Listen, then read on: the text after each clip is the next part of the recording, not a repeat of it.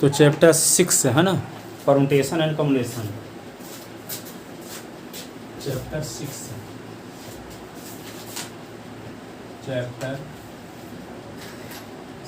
Permutation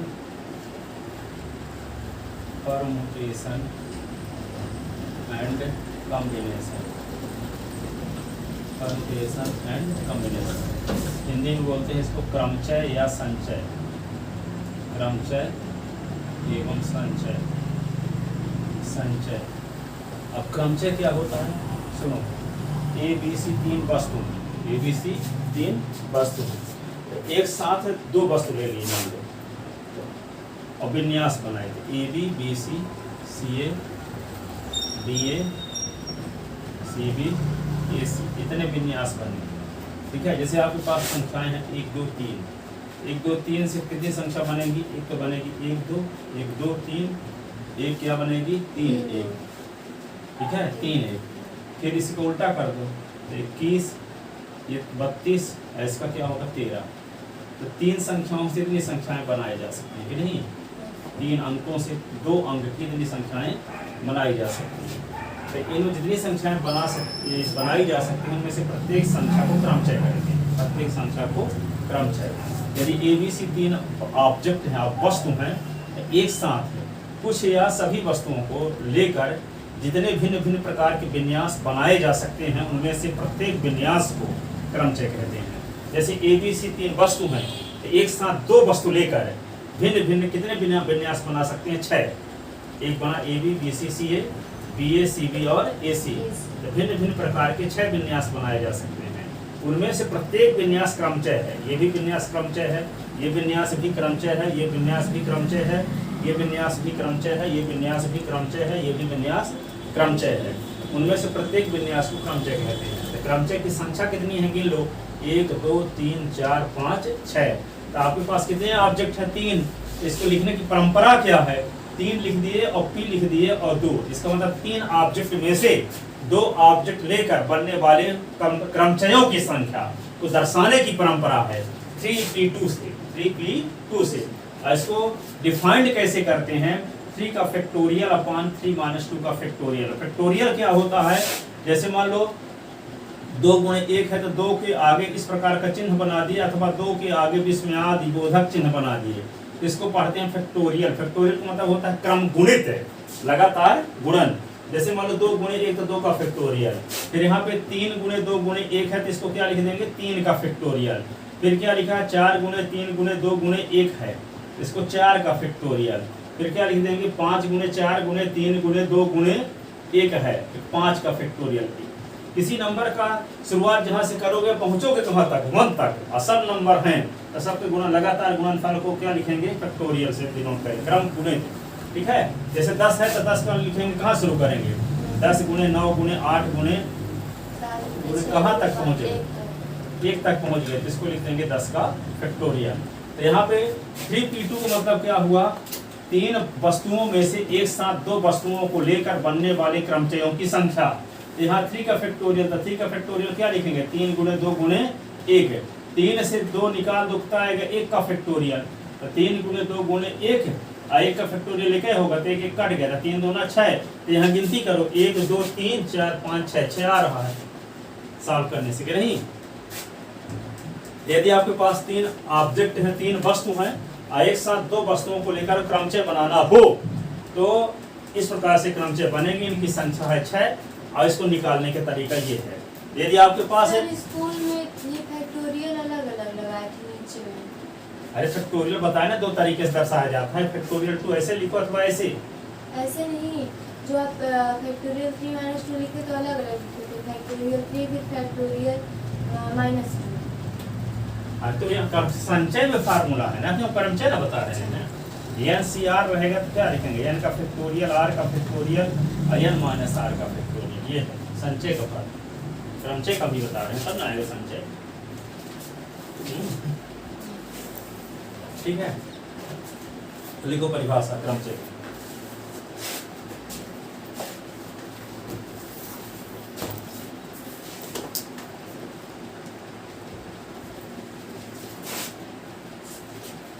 क्रमचय लिखो, यदि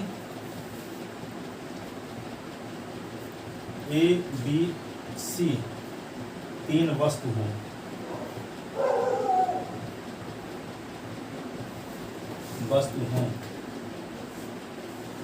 तब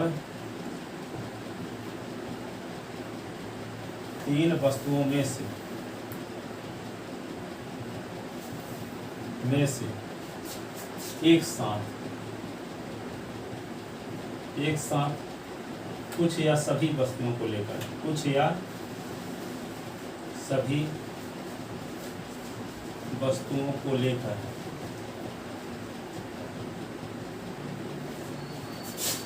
या सभी वस्तुओं को लेकर जितने भिन्न भिन्न प्रकार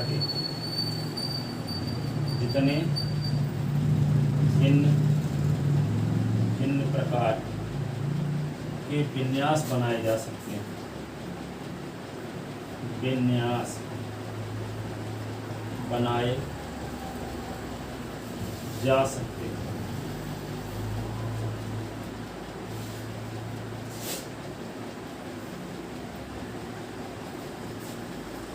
उनमें से प्रत्येक विन्यास को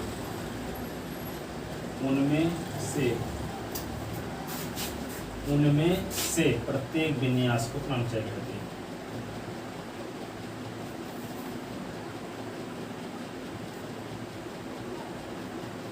विन्यास को क्रमचय कहते हैं।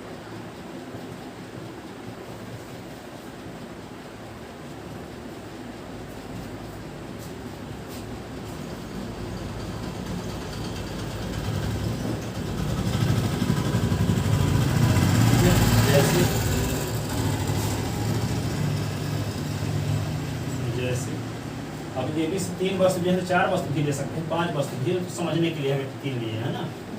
n वस्तु आपके पास है, तो n वस्तुओं में से एक साथ कुछ वस्तु अथवा सभी वस्तुओं को लेकर जितने भी विभिन्न प्रकार के विन्यास बनाए जा सकते हैं, उनमें से प्रत्येक विन्यास को क्रमचय कहते हैं। ठीक है, परिभाषा के रूप में कैसे भी लिख सकते हैं, n वस्तुओं में से एक साथ, ठीक है, कोई जरूरी नहीं है कि तीन ले लो, n वस्तुओं में से एक साथ कुछ या सभी वस्तुओं को लेकर जितने भिन्न भिन्न प्रकार के विन्यास बनाए जा सकते हैं, उनमें से प्रत्येक विन्यास को क्रमचय कहते हैं। प्रत्येक विन्यास को क्रमचय कहते हैं। जैसे ए बी सी तीन वस्तुओं में से एक साथ दो वस्तु लेकर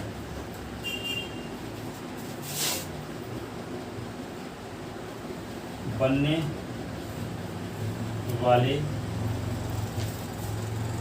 विन्यासों की संख्या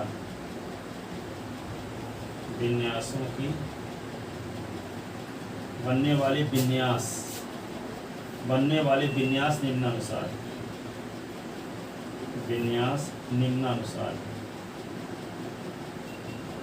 कौन कौन है, ए बी बी सी और सी ए, इन्हीं को उल्टा कर दो, B A C B A सी,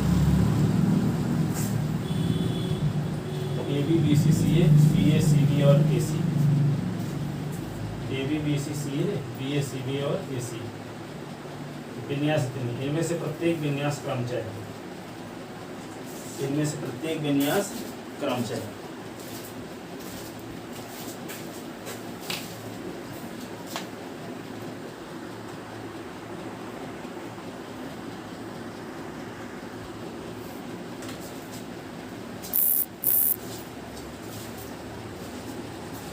इनमें से प्रत्येक विन्यास क्रमचय, यहाँ क्रमचयों की संख्या 6, क्रमचयों की संख्या 6।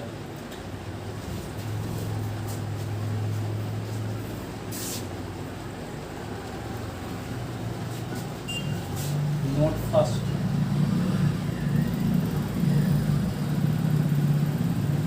तीन वस्तुओं में से एक साथ दो वस्तु लेकर बनने वाले क्रमचयों की संख्या को 3p2 से डिनोट करते हैं एवं निम्नानुसार परिभाषित करते हैं। कैसे परिभाषित करते हैं? 3p2 = 3 का फैक्टोरियल अपॉन 3 - 2 का फैक्टोरियल 3 का फैक्टोरियल अपॉन 1 का फैक्टोरियल 3 × 2 × 1 कट गया, क्या आ गया 6। यहाँ 6 क्रमचय बन रहे हैं और सॉल्व करने से भी 6 आ रहा है कि नहीं? गिन लो 1 2 3 4 5 6 आ भी रहे हैं और इसको सॉल्व करने से भी 6 आ रहा है। देखो जो हम बोले हैं कि 3 वस्तुओं में से एक साथ 2 वस्तुओं को लेकर बनने वाले क्रमचयों की संख्या 3p2 से दर्शाते हैं और इस प्रकार से परिभाषित है, वे सच है। इसी प्रकार नोट सेकंड, n वस्तुओं में से n वस्तुओं में से एक साथ r वस्तुओं को लेकर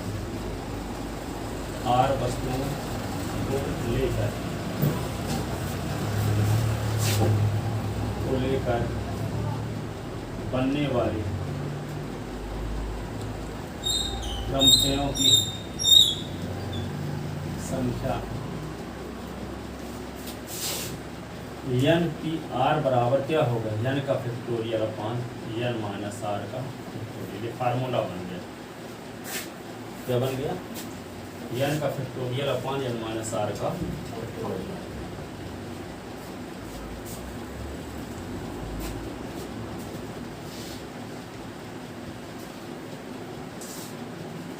नोट ये सेकंड, ठीक है।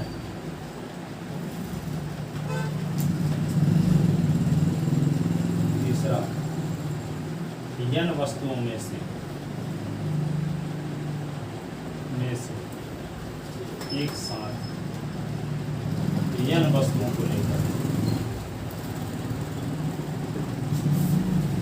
लेकर बनने वाले क्रमचयों की संख्या बराबर क्या? n का फैक्टोरियल अपॉन n - n का फैक्टोरियल, n का फैक्टोरियल अपॉन 0 का फैक्टोरियल। 0 का फैक्टोरियल 1 होता है, आगे सिद्ध करेंगे। 0 का फैक्टोरियल क्या होता है? 1। इसे n का फैक्टोरियल है।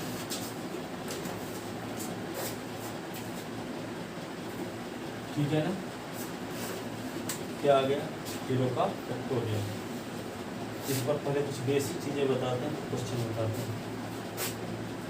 बेसिक चीज़ की जगह किताब कहाँ है? जो वाली शिवलाल भैया,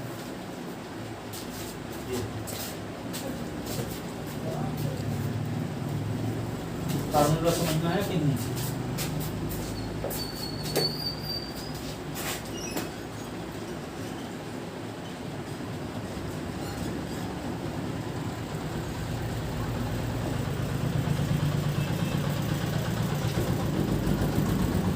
लिख देता ना?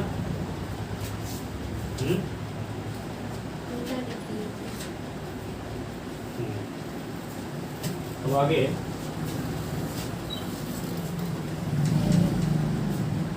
ये लिखो है, हो गया नीचे आप भी नहीं लिख पाई हो। लिख लिया।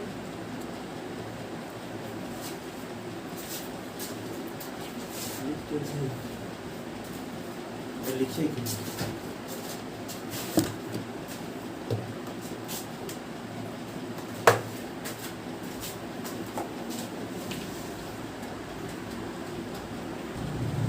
अब देखो कुछ और राज की बात बताते हैं।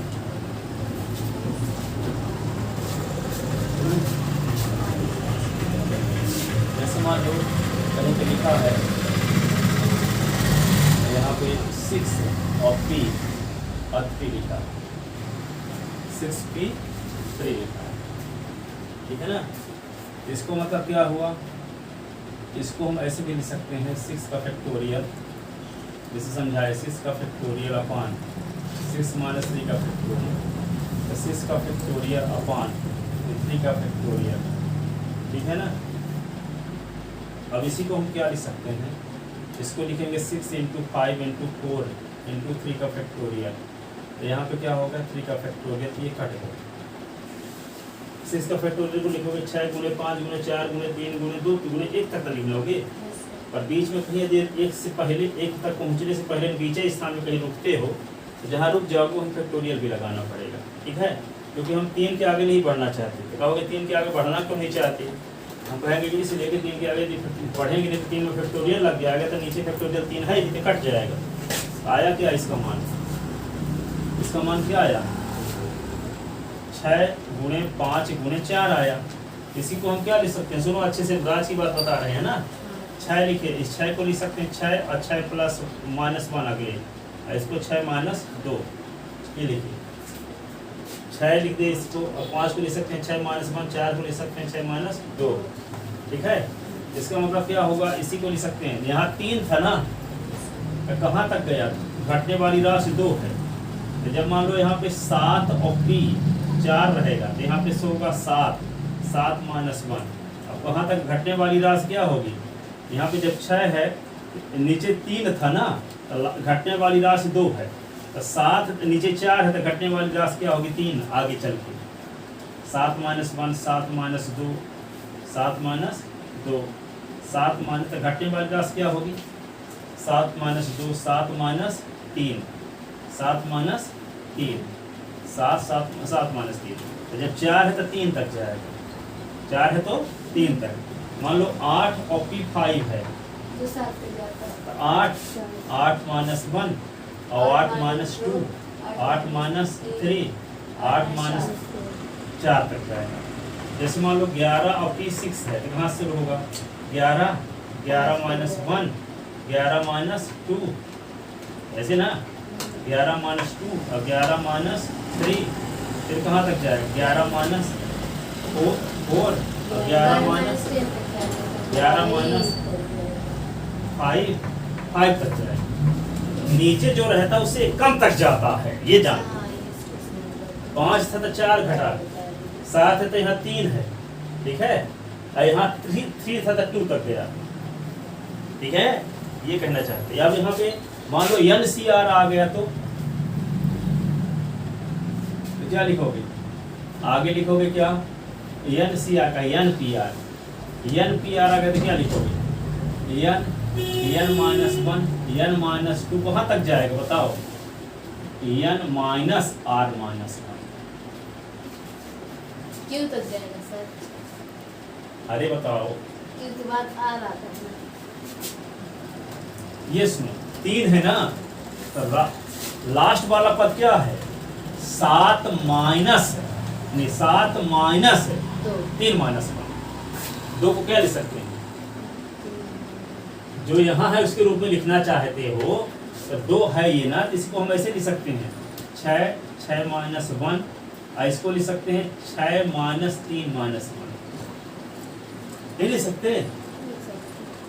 6 माइनस 3 माइनस 1, हम इसके रूप में लिखना चाहते हैं यहाँ पे जो है, तो यहाँ पे क्या है 6, तो लास्ट वाला क्या है 11 माइनस 6 माइनस 1, इसमें 5 है तो क्या लास्ट वाला पद क्या है 8 माइनस 5 माइनस 1, 8 माइनस ब्रैकेट के अंदर 5 माइनस 1, यहाँ 4 है तो क्या 7 माइनस ब्रैकेट के अंदर 4 माइनस 1, NPR है तो n माइनस ब्रैकेट के अंदर r माइनस।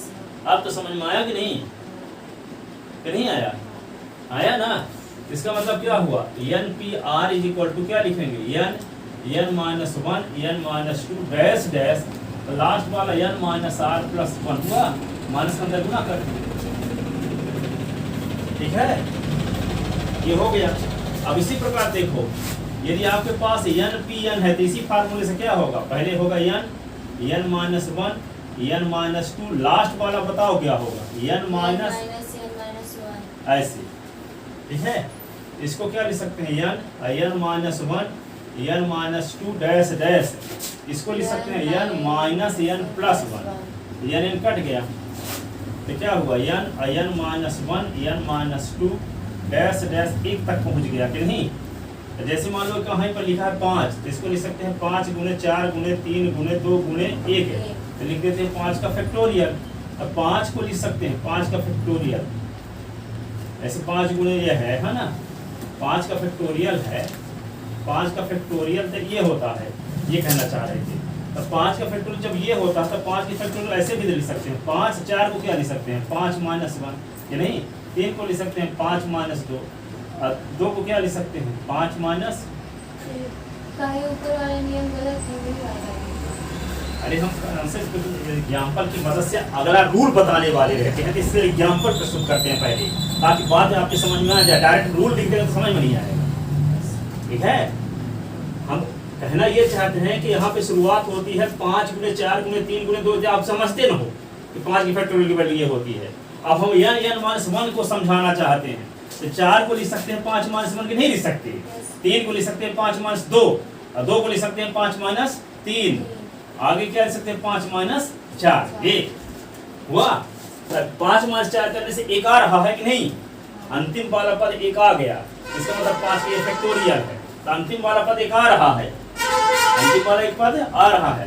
तो यहाँ पे ये 5 गुणे 4 गुणे 3 गुणे 2 गुणे 1 जैसे ये है, लिखा है ये n माइनस 1, चाहे 4 लिखो चाहे 5 माइनस 1 लिखो, 3 लिखो चाहे 5 माइनस 2 लिखो, तो ये इसी टाइप का है। लेकिन एक n से शुरुआत हो रही है और लास्ट वाला पद 1 आ गया, तो स्टार्टिंग टर्म का फैक्टोरियल हो जाता है, ये कहना चाहते हैं, ठीक है। तो n से शुरुआत हो रही है, एक लास्ट वाला पद 1 मिल गया, ठीक है। इसका हम घटाते घटाते कहाँ तक पहुंच गए, 1 तक। तो 1 के पहले क्या रहा होगा, 2 रहा होगा, इसके पहले क्या रहा होगा 3, इसके पहले डैश डैश 4 रहा होगा, ठीक है। तो यानी n से शुरुआत किए कहाँ तक पहुंच गए, 1 तक। तो स्टार्टिंग टर्म का क्या होगा, 5 से शुरू हो रहा है और 1 तक चले गए, यानी इसको सॉल्व करने से क्या आ जाएगा ना, तो स्टार्टिंग टर्म का फैक्टोरियल हो जाएगा। 5 से शुरू हो रहा है तो 5 का फैक्टोरियल है कि नहीं, स्टार्टिंग टर्म का फैक्टोरियल हो गया इसका आंसर, ठीक है। जहां से शुरू कर रहे हो यहाँ पे लिखा है क्या 7, 7 माइनस 1, 7 माइनस 2, ठीक है, और डैश डैश 1 पहुंच गए, यदि इसको लिख देंगे क्या 7 का factorial. 8, 8 minus 1, 8 minus 2 dash dash 1 तक पहुंच गए, तो इसको 8 का फैक्टोरियल लिख देंगे। 15 और फिर 15 माइनस 1 डैश डैश 1 तक पहुंच गए, तो 15 का फैक्टोरियल, ठीक है। तो क्या लिखा गया n minus 1 n minus 2 dash dash 1 तक पहुंच गए, तो क्या लिख देंगे n का फैक्टोरियल। तो क्या हुआ, आपको एक फार्मूला बन गया n इक्वल टू n का फैक्टोरियल। n/r की वैल्यू लिख लो, ये जितना लिखे सब कुछ लिख लो, तो बात समझ में आएगी। जो बॉक्स में लिखे तो बॉक्स में, ठीक है। ये सब जो समझाया गया है उसकी वजह बताई गई है आपको।